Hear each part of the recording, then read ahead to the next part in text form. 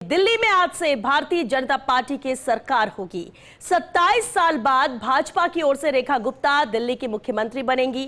रामलीला मैदान दिल्ली में सीएम के राज तिलक के लिए पूरी तरह से सज चुका है। पीएम मोदी, अमित शाह सहित केंद्रीय मंत्रियों, मुख्यमंत्रियों और दिग्गजों की मौजूदगी में रेखा गुप्ता दोपहर 12:35 पर मुख्यमंत्री पद की शपथ लेंगी, जो दिल्ली की चौथी महिला सीएम होंगी। इससे पहले सुषमा स्वराज, शीला दीक्षित और आतिशी संभाल चुकी हैं सीएम पद का जिम्मा। वहीं सीएम के साथ शपथ लेने वाले मंत्रियों के नाम भी सामने आ चुके हैं। प्रवेश साहिब सिंह, आशीष सूद, मनजिंदर सिंह सिरसा, रविंदर इंद्रा सिंह, कपिल मिश्रा और पंकज कुमार सिंह भी मंत्री पद की शपथ लेंगे। तो ये शपथ बेहद खास है। आज ये शपथ ग्रहण समारोह, जहां रेखा गुप्ता के नाम पर मुहर लगी कल शाम बैठक के बाद। हालांकि लगातार चर्चाओं में प्रवेश वर्मा रहे, और लेकिन प्रवेश वर्मा को भी जिम्मेदारी है। दिल्ली के उप मुख्यमंत्री के तौर पर जिम्मेदारी संभालेंगे प्रवेश वर्मा। लेकिन नामों के पीछे भी कई अहम कारण माने जा रहे हैं कि आखिर सीएम के तौर पर रेखा गुप्ता ही क्यों, प्रवेश वर्मा डिप्टी सीएम, तो वही कई और अहम नाम है जो सामने आ चुके हैं, जो आज मंत्री पद की शपथ लेंगे। बेहद अहम है, जब वोटिंग हुई और उसके बाद जब परिणाम आए और पक्ष में आए बीजेपी के, कि बीजेपी ने जो वादा किया है उम्मीद है निभाएंगे, उनको क्या लग रहा है कि वादा पूरा नहीं है? देखिए, जब भी कोई इंसान हारता है तो सदमे में आता है। अरविंद केजरीवाल जी अभी थोड़ा टाइम लगेगा सदमे से निकलने के लिए, और उनको बड़ा सदमा लगा है। मैं मानता हूं कि वो जरूर अब इस बात को महसूस कर रहे होंगे कि अब उनके बच्चे भी दिल्ली के अंदर एक साफ दिल्ली, एक नई दिल्ली, एक विकसित दिल्ली का हिस्सा बन पाएंगे। अंदर से उनको भी इस बात की खुशी है। ठीक है, वो बोल नहीं पा रहे। दूसरी तरफ आप लोग भ्रष्टाचार का आरोप लगाते थे केजरीवाल सरकार पे, तो क्या उन सबका बतौर मंत्री जब आप शपथ लेंगे इसके बाद देखिए, ये सारी जांच की बातें हैं, बिल्कुल होंगी। सब विषय जांच के सामने आएंगे आपके। आज मैं केवल इतना कहना चाहता हूं कि मोदी जी का जो विजन है उसको साकार करने के लिए हमें मौका मिला है। हम मिलकर दिल्ली को आगे बढ़ा सकें, दिल्ली को सुंदर बना सकें, स्वच्छ पानी, स्वच्छ हवा और स्वच्छ जमुना जी ला सकें, ये हमारा सबसे पहले काम है। और आखिरी सवाल, आपकी बतौर मंत्री प्राथमिकताएं क्या होगी? मैंने बताया कि स्वच्छ दिल्ली बनाना, दिल्ली का वो सपना जो हमारे बच्चे, हमारा परिवार देखता था, दिल्ली के बच्चे, दिल्ली की माताएं बहनें देखती थी, जो सपना ही बनकर रह गया था, उसको साकार करना। तो लगातार प्रतिक्रिया आ रही है, क्योंकि बेहद खास नाम है जो आज मंत्री पद की शपथ लेंगे। मनजिंदर सिंह सिरसा, रविंदर इंद्रा सिंह, कपिल मिश्रा और पंकज कुमार सिंह भी मंत्री पद की शपथ लेंगे आज, जहां कल ही तय हो गया सीएम और डिप्टी सीएम। लेकिन उसके साथ ही ये कुछ और अहम नाम है जो आज मंत्री पद की शपथ लेंगे। बेहद अहम है रामलीला मैदान में राज तिलक होना। रेखा गुप्ता का बैकग्राउंड भी आरएसएस से रहा है। 2015-2020 की चुनाव भी वो लड़ी, लेकिन हार का सामना करना पड़ा। खास बात है कि तीनों ही बार, हम अगर 2015 की बात करें, 2020 की बात करें या 2025 की बात करें, आमने सामने वही कैंडिडेट रहे। जहां 2 बार रेखा गुप्ता को हार का सामना करना पड़ा, तो तीसरी बार में करीब 30,000 वोटों से उन्होंने जीत दर्ज की, और ऐसी जीत जिसने उन्हें सिर्फ विधायक ही नहीं बनाया बल्कि दिल्ली का मुख्यमंत्री भी बनाया। पॉलिटिकल एडिटर योगेश शर्मा जी लगातार हमारे साथ बने हुए हैं। योगेश जी, बेहद खास है दिल्ली, जहां 27 साल बाद भाजपा की सरकार बन रही है और महिला मुख्यमंत्री शपथ लेने जा रही हैं। रेखा गुप्ता, इस नाम के पीछे की वजह क्या क्या मानते हैं आप? देखिए, ये तय हो गया था तकरीबन 3 दिन पहले कि महिला को ही मुख्यमंत्री बनाया जाना है। उसके 3-4 बड़े कारण थे कि महिला वोटर्स ने बीजेपी को दिल खोलकर वोट दिया। दिल्ली की महिलाओं ने अपने दिल को बीजेपी के कमल के साथ जोड़ा, और नतीजा ये रहा कि दिल्ली में बीजेपी की सरकार बनी, वो भी इतने सालों बाद। और अरविंद केजरीवाल जो दिल्ली में केंद्र की मोदी सरकार के नाक के नीचे एक चुनौती बने हुए थे, उस सरकार का किला ढह गया और बीजेपी की सरकार बनी। और जब 4.25% वोट भारतीय जनता पार्टी ने अधिक लिए, बहुमत आ गया, तब ये श्वेता, ये कहा जा सकता है कि जो आलाकमान चाहता है वो सीएम वो दे सकते हैं, उनके पास अब किसी तरह का दबाव नहीं। तो ऐसे में ये तय किया गया। तकरीबन 3 से 4 महिला विधायक और भी थी भारतीय जनता पार्टी की जो चुनाव जीती, उनमें रेखा गुप्ता, क्योंकि जैसा कल हम दोनों बात कर रहे थे, टेलीफोनिक संवाद आपसे हुआ था मेरा रात को, तो उसमें भी मैंने ये कहा था कि वैश्य वर्ग से केजरीवाल आते हैं और दिल्ली क्योंकि व्यापारियों का एक बड़ा केंद्र है और वैश्य वर्ग बड़ी तादाद में दिल्ली में निवास करता है और भारतीय जनता पार्टी का ये कोर वोटर रहा है।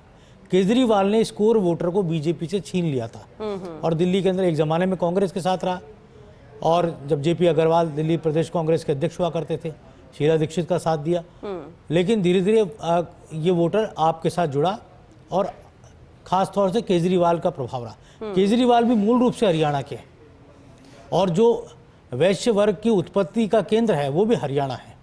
जो अग्रवाह धाम है जिसे अग्रवाल और तमाम वैश्य समाज के लिए वो एक तरह से तीर्थ स्थान है, वहीं से कहा जाता है कि वैश्य समाज की उत्पत्ति हुई। महाराजा अग्रसेन जो वहाँ के राजा हुए और कहा जा सकता है जिनका हर साल जिनकी जयंती पर एक बड़े पर्व के तौर पर मनाई जाती है। तो रेखा गुप्ता भी उसी जुलाना से आती है जो हरियाणा में उनका जन्म स्थान रहा और फिर उसके बाद उन्होंने दिल्ली को राजनीति का केंद्र बनाया। 2 बार वो काउंसलर रही। दिल्ली में काउंसलर होना एक अपने आप में बड़ी शक्ति का केंद्र होता है क्योंकि काउंसलर का इलाका वहाँ किसी विधायक से कम नहीं होता। कुछ ऐसे काउंसलर क्षेत्र भी जो विधानसभा से भी बड़े हैं, तो ऐसे में काउंसलर बनना दिल्ली में अपने आप में एक बड़ी राजनीतिक ताकत हो। तो यहाँ कहा जा सकता है कि रेखा गुप्ता और संघ परिवार ने तय कर रखा था कि रेखा गुप्ता के नाम पर मोहर लगाई और दिल्ली में जो वहाँ का विचार परिवार है वो रेखा गुप्ता के साथ खड़ा क्योंकि वो विद्यार्थी परिषद बैकग्राउंड की।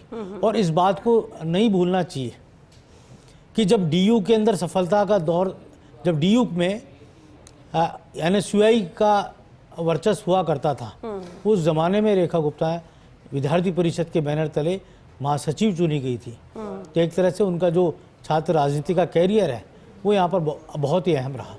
और आपको ध्यान है कि दिल्ली चुनाव पूरा संगठन दिल्ली के अंदर सुनील बंसल की देखरेख में चुनाव प्रचार में जुटा।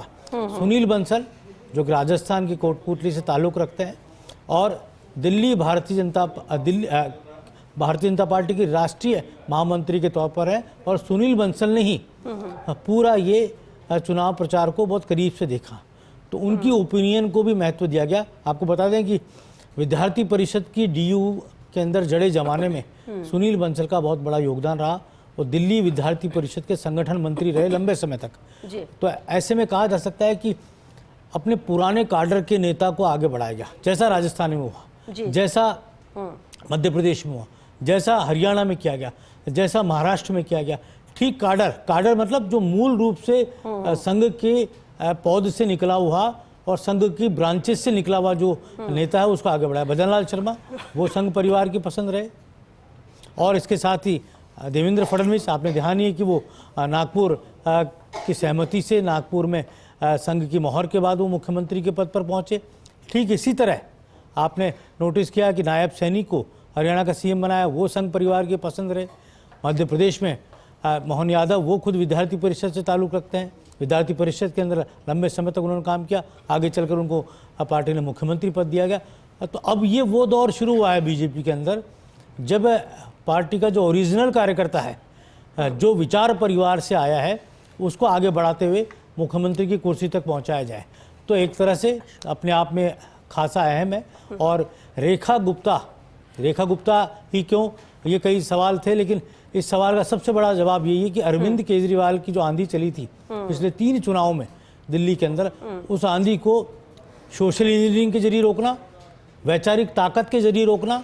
और प्रधानमंत्री जी काम करते रहे हैं और प्रधानमंत्री जी ने 26 मई 2014 से लेकर हर कदम, चाहे वो बेटी बचाओ बेटी पढ़ाओ हो और चाहे महिलाओं को विधानसभा में लोकसभा में एम्पावर्ड करने की बात, हर जगह शपथ होगी कई शहरों।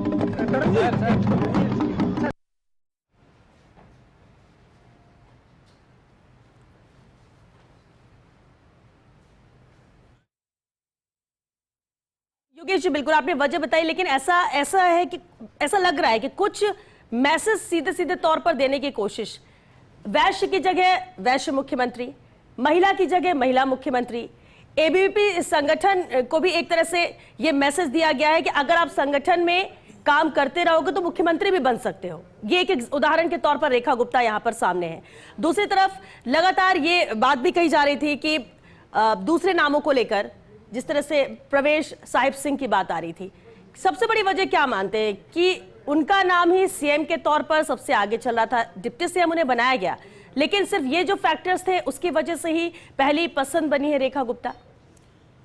देखिए, नाम प्रवेश वर्मा का भी चल रहा था, नाम सिरसा का भी चल रहा था, दुष्यंत गौतम जो बड़े दलित नेता हैं बीजेपी के, वो चुनाव हार चुके लेकिन उनका नाम भी चल रहा था, पंकज का भी नाम चल रहा था, और कहा जा सकता है इन तमाम नामों के बीच में रेखा गुप्ता का भी नाम था।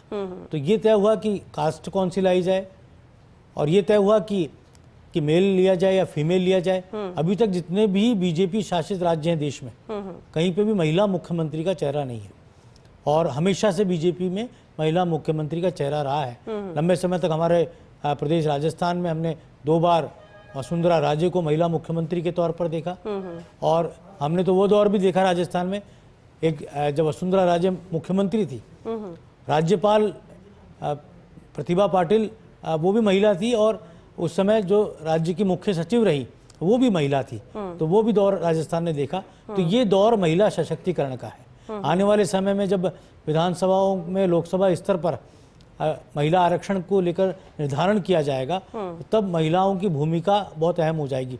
आपको ध्यान होगा श्वेता कि पहले जब नरेंद्र मोदी पहली बार बतौर प्रधानमंत्री फेस एनडीए के उम्मीदवार बने थे, और जब उनके नेतृत्व में चुनाव लड़ा गया था, तब युवाओं पर फोकस किया था बीजेपी ने, और धीरे धीरे आगे चलकर गृहिणियों पर, महिला कामकाजी उन पर, और साथ ही खास तौर से गरीब तबके की जो महिलाएं हैं उन पर फोकस किया गया। यहाँ देखिए आप, दिल्ली के इन चुनावों में भी जो मैड होती है उनको यहाँ पर सहायता के तौर पर उनके लिए घोषणा की गई।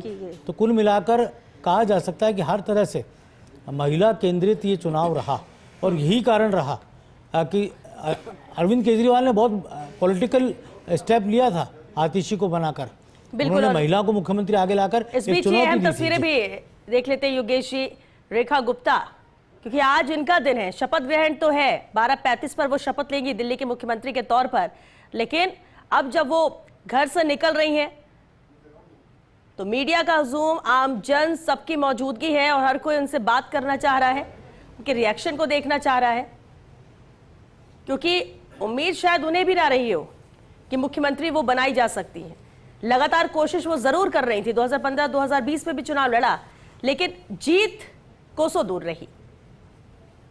और ये भी दिलचस्प है योगेश जी कि तीनों बार आमने सामने आपकी भी वही कैंडिडेट थी, बीजेपी से रेखा गुप्ता रही, 2 बार हारी और तीसरी बार उन्हीं को हराया। देखिए, राजनीति में नियति का बड़ा रोल होता है, भाग्य का रोल होता है। शीला दीक्षित वो मूल रूप से दिल्ली की नहीं थी, उन्होंने चुनाव दिल्ली में उन्हें पार्टी ने लड़ाया, गांधी परिवार को बेहद विश्वास थी, और दिल्ली के सफलतम मुख्यमंत्रियों में अगर कोई नाम लिया जाता है तो शीला दीक्षित का लिया जाता है, जिन्होंने दिल्ली की काया पलट करके रख दी। आज हम नई दिल्ली को देखते हैं, दिल्ली के इलाकों को देखते हैं, रोड सेक्टर को देखते हैं, इंफ्रास्ट्रक्चर को देखते हैं, कॉमनवेल्थ गेम्स दिल्ली में आयोजित किए गए उनके नेतृत्व में, बहुत कुछ शीला दीक्षित की सरकार ने उस दौरान किया था। और बाद में ये कहा जा सकता है कि कॉमनवेल्थ गेम्स में जब भ्रष्टाचार के आरोप लगे और कई कारणों से बड़ा मूवमेंट अन्ना हजारे का हुआ, और उस अन्ना हजारे के मूवमेंट की कोख से अरविंद केजरीवाल का जन्म हुआ, और उन्होंने दिल्ली के अंदर कांग्रेस बीजेपी दोनों को ही नस्ता नाबूद कर दिया और अपनी शिकंजा कसा। यहाँ सबसे बड़ी बात है कि रेखा गुप्ता एक उस परिवार से आती है जो विचारधारा का परिवार है। बीजेपी विचारधारा आधारित पार्टी है, तो विचारधारा को यहाँ पर संकल्पित किया गया, विचारधारा को यहाँ आगे बढ़ाने का काम किया गया। यही सबसे महत्वपूर्ण बात नहीं है, बल्कि अब चुनौती रेखा गुप्ता के सामने ये होगी, क्योंकि दिल्ली केंद्र शासित राज्य है, ज़्यादा पावर्स वहाँ गवर्नर को है, लेफ्टिनेंट गवर्नर को, उपराज्यपाल को। आज दिल्ली के मुख्यमंत्री के हाथ में दिल्ली की पुलिस नहीं होती, बहुत सारी ऐसी ताकतें हैं जो उपराज्यपाल के अधीन होती हैं। दिल्ली को अभी तक पूर्ण राज्य का दर्जा नहीं मिला है, और दिल्ली में क्योंकि राजधानी क्षेत्र है, ऐसे में केंद्र सरकार का बड़ा दबदबा रहता है, और यूँ कहें कि केंद्रीय कार्यालयों का बड़ा दबदबा रहता है। तो दिल्ली का जो महत्वपूर्ण जो सत्ता का रोल प्ले है वो केंद्र के अधीन रहता है। यही कारण है कि बहुत सारी कोशिशें बीजेपी ने एक ज़माने में की थी, जब विजय मल्होत्रा, मदन लाल खुराना के समय कि दिल्ली को पूर्णकालिक राज्य का दर्जा मिले, लेकिन ऐसा हो नहीं पाया। अब रेखा गुप्ता के लिए भी चुनौती होगी कि वो दिल्ली को पूर्ण राज्य का दर्जा दिया, जैसे दिल्ली के अंदर दिल्ली में जो सरकार बने उसके हाथ में पावर्स हो। अब आप सोचिए कि दिल्ली की सरकार के पास दिल्ली पुलिस की ही पावर नहीं होंगे, तो कानून व्यवस्था को लेकर एक चुनौती हमेशा बनी रहती है, राजधानी है वो। और यहाँ पर ये भी ज़रूरी है कि अब डबल इंजन की सरकार है दिल्ली में भी और केंद्र के अंदर भी, तो उसका लाभ दिल्ली की जनता को कैसे मिलेगा, ये एक बड़ा फैक्टर रहा दिल्ली के अंदर। दिल्ली की जनता भी इस बात से उब गई थी कि रोज रोज उनके मुख्यमंत्री जेल चले जाते हैं, भ्रष्टाचार के कई आरोप आम आदमी पार्टी पे लगे, शीश महल का मुद्दा उठा, इसके अलावा शराब घोटाले का मुद्दा उठा। अब जब कड़ी से कड़ी ये भी रहता था कि दिल्ली में क्योंकि आम आदमी पार्टी की सरकार थी, जब सवाल किए जाते थे तो वो कहते थे कि हम क्या कर सकते हैं, हम तो चाहते हैं लेकिन केंद्र सरकार है, पावर उनके हाथ में है, इस वजह से हम कर नहीं पा रहे हैं। अब कम से कम ये वजह नहीं रहेगी बोलने के लिए, क्योंकि डबल इंजन की सरकार है। आपने देखा ही होगा श्वेता कि उपराज्यपाल और मुख्यमंत्री के बीच में किस तरह से विवादों का दौर चला, हाथापाई तक की नौबत आई, और ये भी हमने देखा। और ऐसे वक्त में जब कहा जा सकता है कि दिल्ली की जनता को ये चाहिए था कि, क्योंकि दिल्ली की जनता दिन भर काम के अधीन रहती है, सुबह निकलती है, रात तक दिल्ली के लोग अपने कामकाजी क्षेत्र से वापस घर लौटते हैं, तो उनके पास इतनी फुर्सत नहीं होती। लेकिन क्या दिल्ली केवल दिल्ली वालों की नहीं है, दिल्ली में पूरा हिंदुस्तान समाया हुआ है, मिनी इंडिया ऐसे नहीं कहते बिल्कुल। और वहाँ पे बिहार के भी लोग हैं, राजस्थान के भी लोग हैं, हिमाचल के भी लोग हैं, यूपी के भी लोग हैं, बंगाल के भी लोग हैं, तो दिल्ली अपने आप में मिनी इंडिया है। तो ऐसे में दिल्ली को के अंदर अलग अलग वैचारिक जो संगम है, उस संगम में बीजेपी ने अपना तड़का लगाया। सबसे पहले उन्होंने पंजाबी वोटर्स को साधा, जो दिल्ली की जान कहे जाते हैं और जिनके बलबूते आम आदमी पार्टी ने सरकार बनाई थी, और उन्हीं के बलबूते कांग्रेस पार्टी का डाउनफॉल हुआ था, क्योंकि सिख दंगों का जो दंश कांग्रेस पार्टी के आगे लगा, उसका नुकसान दिल्ली के चुनाव में कांग्रेस को उठाना पड़ा था। तो यहाँ पर ये देखना बहुत अहम है कि रेखा गुप्ता, अब रेखा गुप्ता के साथ साथ ये कहा जा रहा था कि प्रवेश वर्मा डिप्टी सीएम होंगे। अब प्रवेश वर्मा की चूक कैसे हुई, ये भी एक बड़ा सवाल था, क्योंकि उसका कारण शायद मुझे लगता ये होगा कि मध्य प्रदेश में ओबीसी का मुख्यमंत्री, हरियाणा में ओबीसी का मुख्यमंत्री, हालांकि ये बात थी कि अभी तक कोई जाट चेहरे को मुख्यमंत्री नहीं बनाया गया, ये बात थी। और साहिब सिंह वर्मा उनके पिता, और ये भी एक वजह हो सकती है कि इनके नाम को प्रमुखता से लिया जाता, माना जाता। आज क्योंकि सबकी नजरें हैं, जब शपथ होगी, अशोक जी हमारे साथ है। अशोक जी, आम आदमी पार्टी लगातार सत्ता में रही दिल्ली में, केजरीवाल की आंधी लगातार चलती रही और पूरी जनता की पसंद बनी रहे, और यही वजह थी कि बार बार आम आदमी पार्टी सरकार बनाने में कामयाब रही।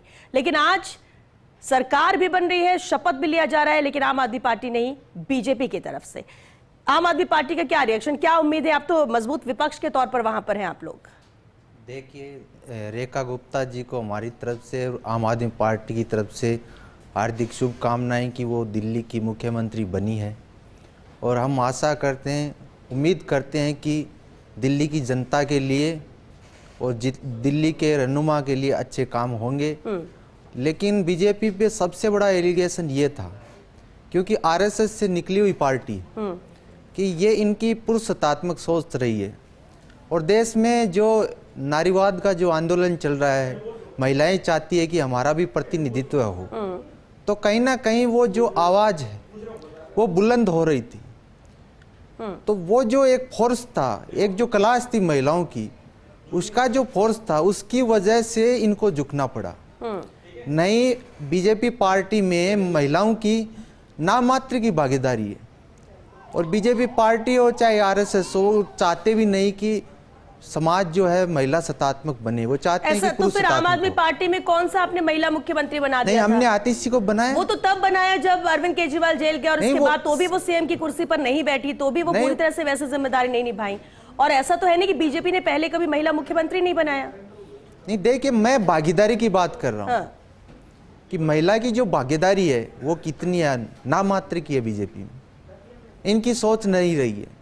हम ये चाहते हैं कि देश में हर वर्ग, चाहे महिला हो, चाहे पुरुष हो, चाहे एससी हो, एसटी हो, ओबीसी हो, पिछड़े हो, दलित हो, शोषित हो, वंचित हो, सबकी भागीदारी सुनिश्चित की जाए।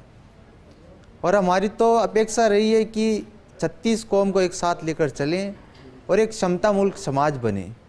और हमारा जो डेवलपमेंट का काम था, क्योंकि हमारे संविधान में जो डायरेक्टिव प्रिंसिपल कहते हैं कि मानव के गरिमापूर्ण जीवन को बनाने के लिए उसके लिए बिजली, शिक्षा, स्वास्थ्य, मकान, कपड़ा, ये बुनियादी चीज़ों की ज़रूरत है।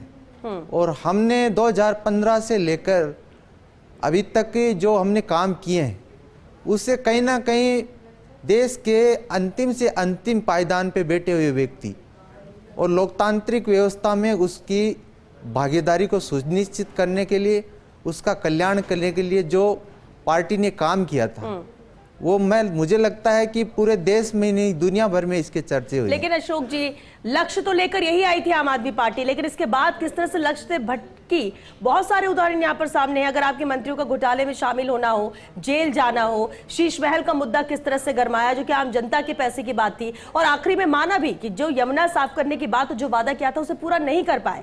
तो अगर वादे पूरे करने होते तो ये सब करते तो शायद आज जनता एक बार फिर से साथ देती और मौका देती। नहीं, देखिए अच्छा, क्या वजह है? अगर सब अच्छा कुछ किया, आपके साथ जनता थी, तो जनता ने सत्ता से बाहर क्यों किया? नहीं, देखिए 2014 में जब सत्ता में आए थे तो हमारे प्रधानमंत्री जी ने कहा था कि देश की जो एक संजीवनी है गंगा, उसको साफ किया जाएगा, लेकिन उसके हालात बदतर हो रहे हैं।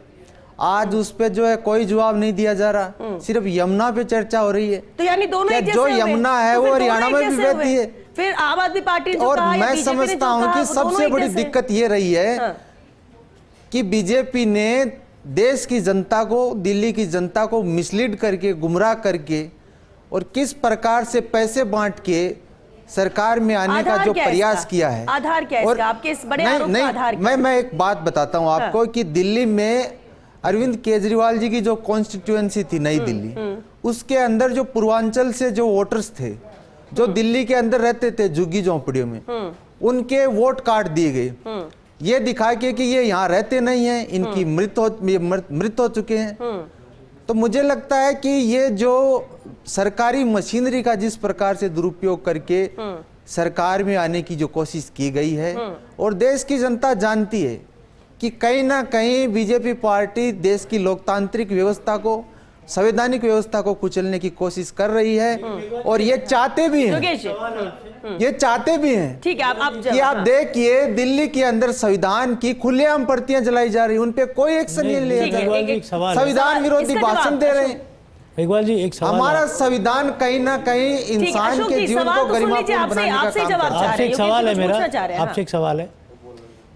ये वही मुख्यमंत्री अरविंद केजरीवाल थे जब मुख्यमंत्री बने, एक साधारण नेता के तौर पर ब्यूरोक्रेट से राजनीति में आए, मारुति कार से इन्होंने मुख्यमंत्री कार्यालय जाना शुरू किया, साधारण फ्लैट में रहा करते थे। क्या ज़रूरत पड़ गई शीश महल के निर्माण की? क्या ज़रूरत पड़ गई कि मुख्यमंत्री आवास को भव्य बनाने की? क्या ज़रूरत पड़ गई कि जो अन्ना हजारे की जो नीतियाँ थी, अन्ना हजारे का जो कंसेप्ट था, उससे अलग हटकर और एक अलग तरह का राज स्थापित करने की, जहाँ पर भ्रष्टाचार का आरोप लगे? तो यही तमाम कारण रहे जिससे जनता का आम आदमी पार्टी के प्रति विश्वास कम हुआ।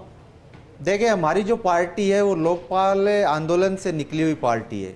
हमने सदैव गांधीवादी मूल्यों को माना है, और हम देश के जितने भी महान स्वतंत्रता सेनानी हैं उनका सम्मान करते हैं, क्योंकि जब तक हम देश के महापुरुषों का सम्मान नहीं करते, मुझे लगता है कि हम ऐतिहासिक काल को जाने बिना हम भविष्य में बदलाव नहीं कर सकते।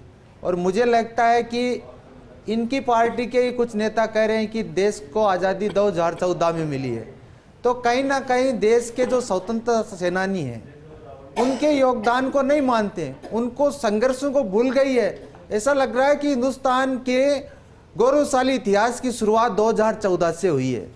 और मुझे लगता है कि आप देख सकते हैं देश के अंदर बीजेपी जो है हर कॉन्स्टिट्यूएंसी के अंदर जो कार्यालय बना रही है उन पे हजारों करोड़ रुपए खर्च कर रही है, जिनकी कोई चर्चा नहीं हो रही।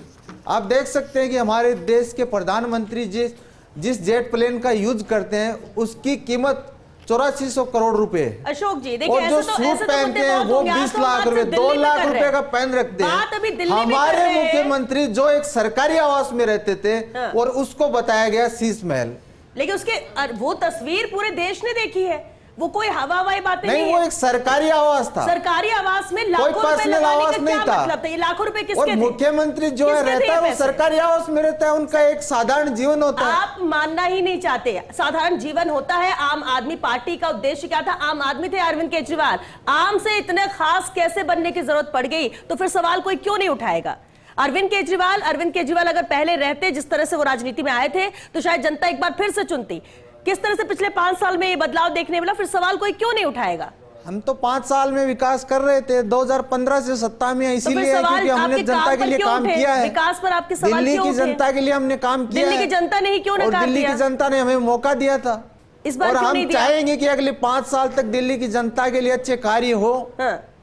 लेकिन आप देख सकते हैं कि किस प्रकार से पिछले 5 साल के भीतर हमारी पार्टी के नेताओं को जेल में डाला गया, बेवजह। फॉल्स एलिगेशन आगे लगा बेवजह। के। अभी कन्विक्शन कुछ नहीं हुआ है, ट्रायल चल रही है। मुझे लगता है न्यायपालिका से दूध का दूध और पानी का पानी चलिए, होगा। उसका भी इंतजार है, उसका भी इंतजार है। और आप अगर कह रहे हैं वापसी के लिए, तो अच्छी बात है कि जनता को ही तो चुनना है। अगर लगातार आपको मौका दिया और इस बार बीजेपी को दिया तो भी जनता ने दिया, 5 साल बाद किसे मौका देगी? वो भी जनता ही चुनेगी। अभी देश के जो बुद्धिजीवी वर्ग जो ईवीएम पे सवाल कर रहे हैं, वो चाहते हैं कि बैलेट पेपर से चुनाव हो।